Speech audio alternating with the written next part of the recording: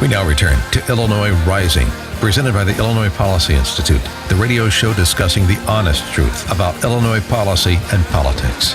Here's AM 560's Dan Proft.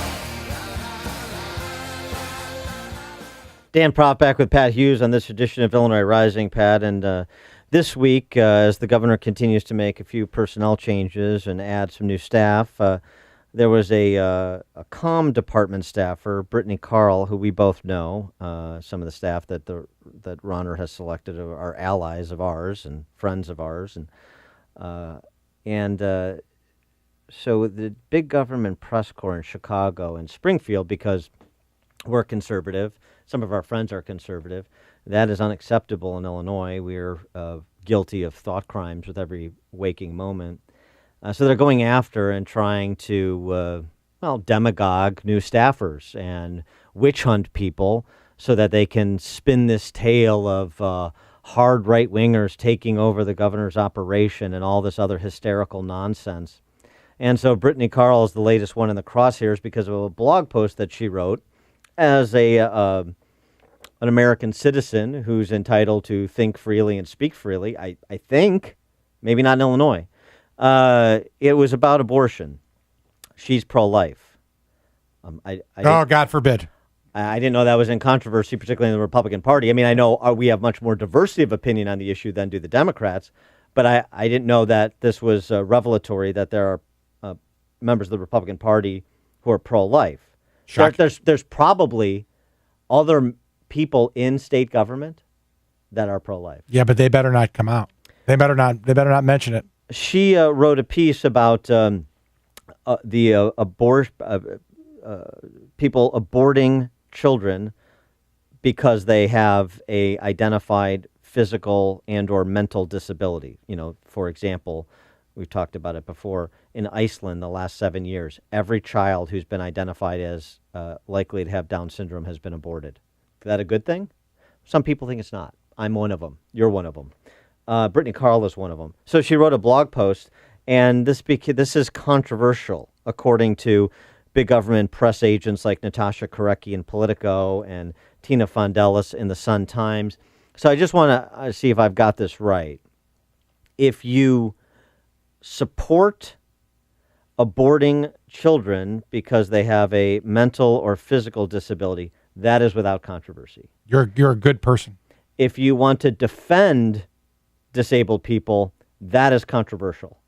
Correct. That's the new Jerusalem, Dan. That's the 1984 that we have. That's the Alice in Wonderland.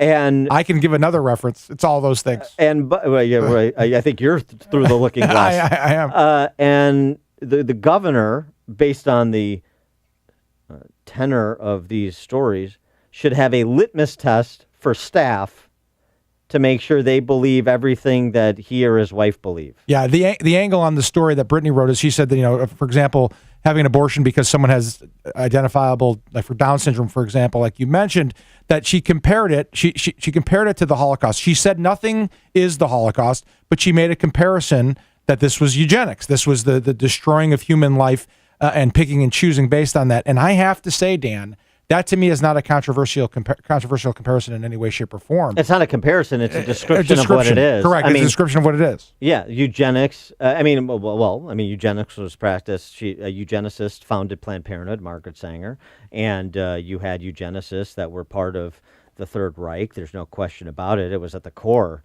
of the master race. So as a result of that, Dan, the Sun-Times... But the ADL suggested that she should withdraw her statement or apologize for her statement. She explicitly said nothing is the Holocaust, so that by definition is not comparing it to.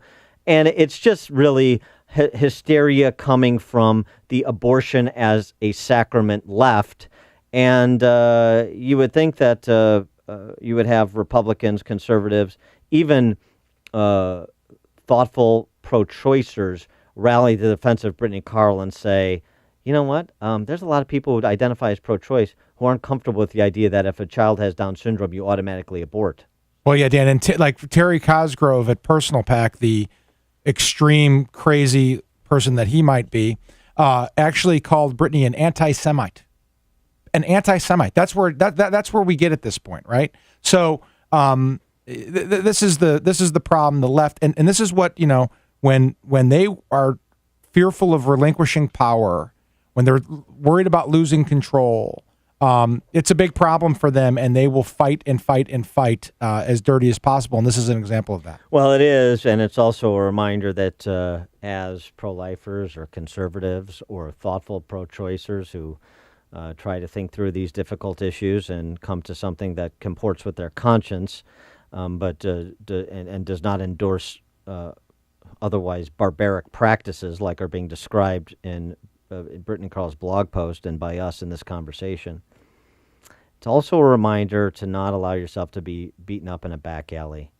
This is thuggery, pure and simple. Thuggery for all those people that are, always so hypersensitive to cyberbullying and being pushed around by elites, whether they be in the press corps or the political arena. This is pure, unadulterated thuggery, and the way that you deal with thugs is to stand up to them, and hopefully that's what the governor will continue to do.